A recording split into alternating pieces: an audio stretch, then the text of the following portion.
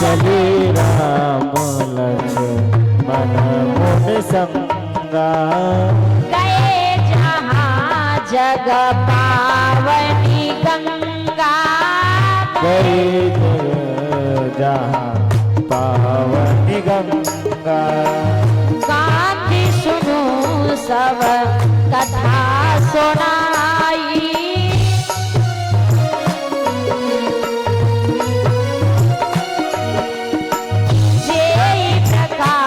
सुर सरे महे आई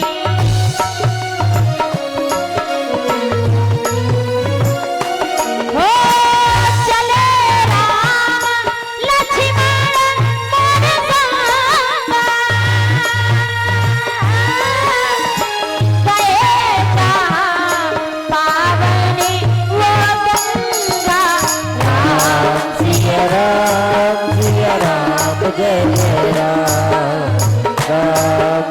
राम सिया राम जय जय। कि चले राम लक्ष्मण मुन संगा गए जहां जग पाप बनी गंगा। राम लक्ष्मण गांधी पुत्र विश्वामित्र जी के साथ में चले, वहां पहुंचे जहां पर गंगा मैया है। अब गंगा जी के बारे में विश्वामित्र जी ने भगवान राघव जी को बताया कि गांधी सुनो सब कथा सुनाई। गंगा की कथा राघव जी को विश्वामित्र जी ने सुनाई कि जय प्रकार सुरसरी यानी जो देवताओं की देव नदी गंगा पृथ्वी पर आई। अब पृथ्वी पर गंगा मैया कैसे आई, किस किस को पता है? सबको पता है। सूर्यवंश में जो भागीरथ नाम के एक राजा हुए वो गंगा जी को लेकर के आए थे। सगर के हुए असमंजस, सभी लोग ध्यान से सुनो, राजा सगर के हुए असमंजस और असमंजस के हुए अंशुमान और अंशुमान के हुए राजा दलीप और राजा दलीप के हुए भागीरथ। भागीरथ के पूर्वज जो सगर के पुत्र थे 60 सहस्त्र 60,000 पुत्र जो मृतक हो गए थे कपिल मुनि के श्राप के कारण।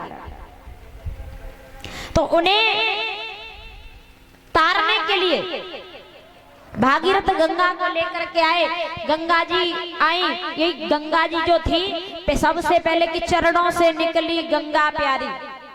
जिस समय राजा बलि के यहाँ बामन अंगुल के बन के भगवान सुरलोक को नाप रहे थे तो उनका पैर का अंगूठा पर्वत से टकराया तो उनके चरणों के द्वारा गंगा मैया प्रकट हुई। गंगा जी को ब्रह्मा जी ने कमंडल में धारण किया, कमंडल से भोले बाबा की जटा में आई और जटा से और जिनऊ ऋषि के पेट में गई। हरिद्वार में सबसे पहले गंगा मैया हरिद्वार में आई थी। हरिद्वार में जिनऊ ऋषि का आश्रम था। भागीरथ ने सोचा मैं यहाँ से होके निकल रहा हूँ, जिनऊ ऋषि से मिलता चलो। तो मिलने के लिए आश्रम में चले गए। गंगा मैया चंचल है, स्वभाव कैसा है, चंचल। तो गंगा मैया आश्रम में जाती है तो जो यज्ञ हो रहा था वो खंडित हो गया। तो क्रोध में आकर जिनऊ ऋषि ने सारी गंगा को पी लिया, एक भी जल की बूंद नहीं छोड़ी। भागीरथ रोने लगे तो विष्णु भगवान ने समझाया तो जिनऊ ऋषि ने अपने कान के द्वारा गंगा मैया को पृथ्वी पर छोड़ा, कान के द्वारा। तो इस प्रकार ये देव नदी, देवताओं की नदी गंगा मैया पृथ्वी पर आई। बोलिए गंगा महारानी की। तो गंगा के बारे में बताया कि तब प्रभु श्रेय समेत नहाए।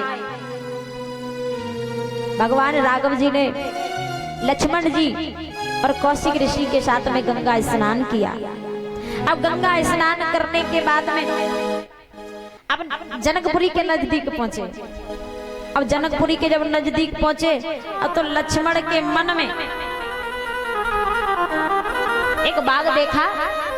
तो बड़ा ही सुंदर बाग है, बगीचा कि देखी अनूप अनूप एक अवराई एक अनूप एक अवराई सब सुपास सब भांते सुहाई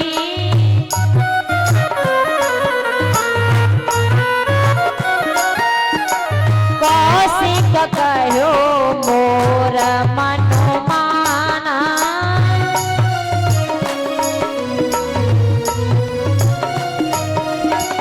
यहाँ रहो रघुवीर सुजाना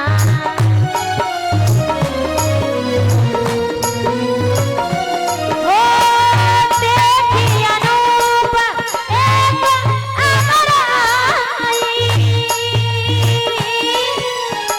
सब सुपास सब भांति सुहाई राम सिया राम जय जय राम राम सिया राम जय जय बोलो राम सिया राम जय जय राम बोलो राम राम सिया राम जय जय राम एक बाग मिला वो बाग किसका था राजा जनक का बाग में पहुंचे हैं कौशिक ऋषि ने राघव जी से कहा कि हम सभी यहीं पे रुकेंगे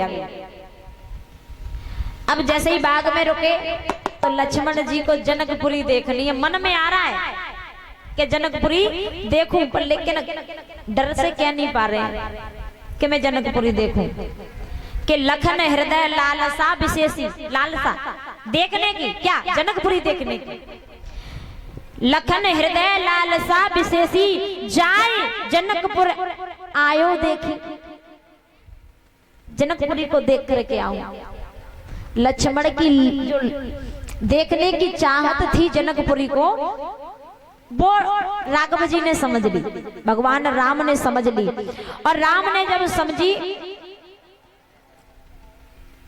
तो महाराज भगवान राम कौशिक ऋषि से हाथ जोड़ के कहने लगे कि हे गुरुदेव लक्ष्मण को जनकपुरी देखनी है अगर आपकी आज्ञा हो तो मैं जनकपुरी को दिखा दूं तो कौशिक ऋषि कहने लगे कि हे राघव तुम तो मर्यादा पुरुषोत्तम हो भगवान राम को कहते हैं मर्यादा पुरुषोत्तम तुम तो सभी जानते हो के सोने मुनि सो कहा बचन सप्रीति सोना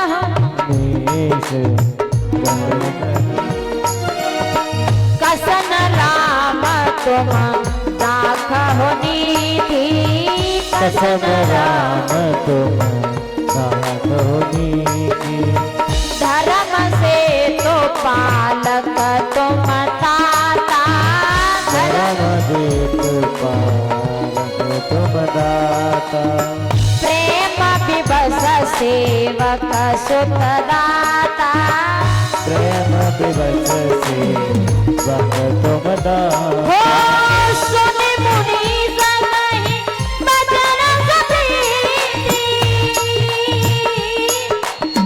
कसन राम तुम राखहु नीति राम सिया राम जय जय राम राम सिया राम जय जय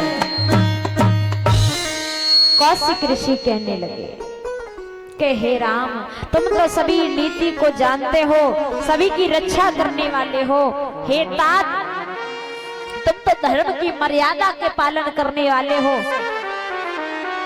जाओ और लखन को जनकपुरी दिखा दो अब राम लक्ष्मण जनकपुरी देखने के लिए आते हैं इधर जनकपुरी देख रहे हैं लखनलाल और जब जनकपुरी देख रहे हैं